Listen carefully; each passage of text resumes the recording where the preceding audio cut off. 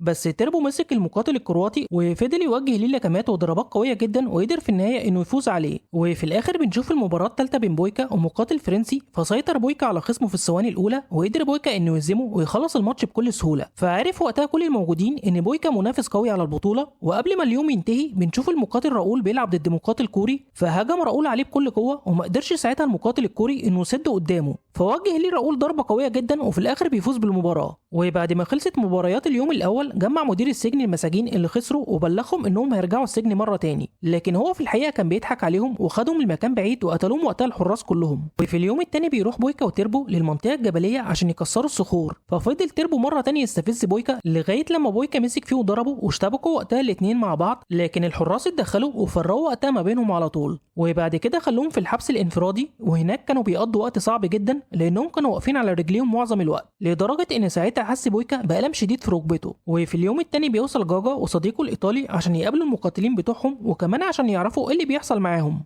ولما عرفوا انهم بيشتغلوا في تكسير الصخور وانهم بيتعاملوا بطريقه سيئه جوه السجن، اتضايقوا جدا وراحوا لمدير السجن لانه بيتعمد يتعب المقاتلين قبل المباريات بتاعتهم. وكان وقتها برضه موجود ريزو منظم البطوله، واعترف فعلا انه عايز كل المقاتلين يتعبوا ويخسروا عشان يكون ضامن ان راؤول هو اللي يكسب البطوله ويربح هو ملايين من فلوس المراهنات. وقال لهم كمان انهم لو راهنوا على راؤول هيربحوا فلوس كتير من وراه. فسالوا جاجا عن مصير بويكا وباقي المساجين بعد البطوله، فرد عليه مدير السجن انه هيتخلص منهم كلهم ويجيبوا مقاتلين جداد من سجون تانية. فاقتنع جاجا في النهايه واتفق وقتها مع ريزو ومدير السجن. وفي اليوم التاني بياخدوا الحراس بويكا وتربو للجبل، واثناء وهم في الطريق اعتذر تربو لبويكا عن اللي حصل ما بينهم، فبدا بويكا وتربو يقربوا لبعض، فاشتكى وقتها تربو لبويكا من اللي حصل ليهم. فقال لي بويكا انهم يقدروا يحولوا شغل تكسير الصخور اللي بيعملوه لتدريب عشان يحافظوا على لياقتهم البدنيه. فاقتنع على طول تربو بالفكره، وكان في الوقت ده بيجمع جاجا ورانتي كل الفلوس اللي معاهم عشان يراهنوا على راؤول في البطوله. وفي يوم سال بويكا تربو عن الوشم بتاع الطفلين اللي على صدره، فرد عليه تربو انهم اولاده، وبنعرف هنا ان تربو عايز يفوز بالمسابقه عشان يقدر يخرج من السجن ويشوف اولاده. بعد كده بيبدا اليوم الثاني من البطوله، وكان بويكا بيلعب ضد المقاتل البرازيلي رودريجو، وكانت المباراه قويه جدا لان الاثنين عندهم مهارات عاليه. واثناء المباراه حس بويكا بالم في ركبته، فلاحظ المقاتل البرازيلي مكان الم بويكا وفهم على طول ان بويكا عنده اصابه قويه، بس بويكا جه على نفسه واستحمل وكمل المباراه. وفي الاخر اجبر بويكا رودريجو ان هو يستسلم، وبكده يفوز بويكا بالمباراه وسلم كمان على رودريجو وحياه على الاداء بتاعه. بس للاسف بياخدوا الحراس رودريجو وقدروا انهم يتخلصوا منه. وفي اليوم التاني بيروح مدير السجن لتربو وبيستفزه بالكلام، فحاول تربو يضربه لكن الحراس مسكوه وضربوه بكل عنف. واول لما جه وقت الفطار لاحظ بويكا ان تربو مش موجود، فراح عشان يشوفه واتفاجئ ساعتها ان هو مصاب اصابات خطيره ومش قادر ان هو يتحرك. وعرف وقتها بويكا من تربو ان مدير السجن عمل فيه كده عشان يضمن انه يخسر قصاد راؤول في الماتش الجاي. وعلى الرغم من كل ده لاحظ بويكا تربو وهو بيتمرن رغم اصاباته القويه. بعد كده بنشوف بويكا وتربو كانوا راكبين عربيه السجن وفي طريقهم عشان يكسروا الحجاره، وهنا اتكلم بويكا مع تربو وقال لي انه مستحيل يغلب راؤول وهو في الحاله دي، فطلب من تربو يهرب للغابه اللي ورا الجبل. واول لما وصلوا للجبل حاول بويكا انه يكسر السلاسل اللي مربوطين بيهم، لكن هنا الحراس خدوا بالهم وجريوا عليهم على طول. فمسك بويكا وتربو في الحراس وضربوهم كلهم، وقدر بويكا في الاخر انه يكسر السلسله، وعلى طول جري تربو ناحيه الغابه، لكن كان في واحد من الحراس مركز مع تربو ووجه سلاحه ناحيته، لكن بسرعه مسك بويكا حجر ورماه عليه ووقعه. بس فجأة جه حارس من ورا بويكا وضربه على ظهره، ولما فاق بويكا لقى نفسه في السجن، واتفاجئ ان مدير السجن وريزو واقفين قدامه، وقال لي ريزو انهم بيدوروا على تربو، واول لما هيلاقوه هيقتلوه، وطلب من بويكا ان هو يجهز نفسه لانه هيقابل راؤول في النهايه. بس بويكا كان عايز يقابل جاجا، لكن ريزو قال لي ان جاجا خانه وراهن بكل فلوسه على راؤول. وهنا ظهر جاجا وقال لبويكا ان فعلا عمل كده لانه بيحب الفلوس اكتر من اي حاجه تانية. وبيجي يوم المباراه النهائيه وبدات المواجهه بين بويكا وراؤول، وكانت المواجهه عنيفه جدا ما بينهم، فبيهجم راؤول بكل قوته، لكن قدر بويكا انه يصد كل ضربات راؤول ويرد عليه بويكا بكل قوته. بس راؤول كان مركز كل ضرباته على ركبه بويكا مصابه، وبالتالي بيتاثر مستوى بويكا وما بيقدرش يجري راؤول. فاستغل راؤول الموقف واستعرض مهاراته وبيواجه لبويكا ضربات قويه جدا لحد ما بويكا انهار تماما، وكمان كمل عليه راؤول وضربه ضربه قاضيه طيرته خارج الحلبه. فبدا هنا راؤول يحتفل والحكم يعد على بويكا، وفي اللحظه دي لمح بويكا جردل ومساحه، وافتكر على طول الايام اللي كان بينظف فيها الحمامات في السجن، وهنا استجمع كل قوته ولف على طول ركبته بالقماشه اللي كانوا بينظفوا بيها الارض، فقام وقف على طوله تاني، وكان كل الموجودين مش مصدقين اللي حصل، فسقف ليه راؤول وكانه يعني بيستقل بيه. بس بويكا هجم عليه بكل شراسه ووقعه على الارض عشان يمنعه انه يستخدم رجليه في القتال، وفضل يواجه بويكا ليه لكمات قويه في كل جسمه ويبهر كل اللي بيتفرجوا عليه. لكن راؤول قام تاني وضرب بويكا على ركبته المصابه، بس في لحظه معينه وجه بويكا ضربه قويه بركبته كسرت رجل راؤول، فوقع راؤول على الارض وهو بيصرخ من قوه الضربه. وانتهت المباراه بفوز بويكا واهتف الجماهير كلهم باسمه، وبنشوف جاكا بيتخانق مع ريزو وبيقول لي انه خسر ملايين بسببه، فراح رانتي المدير السجن وهدده بالمسدس بتاعه، وقتها وصل ريزو لكن رانتي غدر بيه وقتله، وبعدها قتل مدير السجن رانتي هو كمان. وفي اللحظه دي بيروح مدير السجن لبويكا، وكان باين عليه انه متضايق جدا بسبب خسارته، وقال لي مدير السجن ان المفروض بطل البطوله يتم الافراج عنه، لكن بما انه ساعد تربو انه يهرب فيرجعه تاني للسجن من جديد. فقال لي بويكا انه مش فارق معاه اي حاجه، وبعد كده خد الحراس بويكا بالعربيه للمكان اللي بيتخلصوا فيه من المساجين، فمسك مدير السجن مسدسه وحطه على راس بويكا، ووقتها بويكا كان مستسلم للمصير بتاعه مستعد للموت، لكن فجاه ظهر تربو وقتل مدير السجن وكل الحراس اللي معاه وانقذ بويكا في اللحظه الاخيره. وكان جاجا وقتها مستنيهم وراحوا عشان يركبوا معاه العربيه، واثناء وهم في الطريق سلم جاجا لبويكا شنطه مليانه فلوس، وقال لي ان ده نصيبه من فلوس المراهنات، وقال لي كمان انه راهن عليه بكل فلوسه لانه كان واثق انه هيفوز حتى لو بيلعب بركبه واحده، وكان من وجهه نظره ان بويكا افضل مقاتل في العالم. وفي الاخر قال لي جاجا ان هو دلوقتي بقى حر، وساعتها طلب بويكا من جاجا انه يوقف العربيه ونزل على طول يجري في الشارع، وكان باين عليه انه فرحان جدا لانه في النهايه قدر انه يحرر نفسه. وبكده يخلص فيلمنا النهارده، ولو عجبكم الفيلم اشتركوا في القناه وفعلوا زر الجرس يا احلى اخ واخت، واشوفكم على خير في فيديو جديد.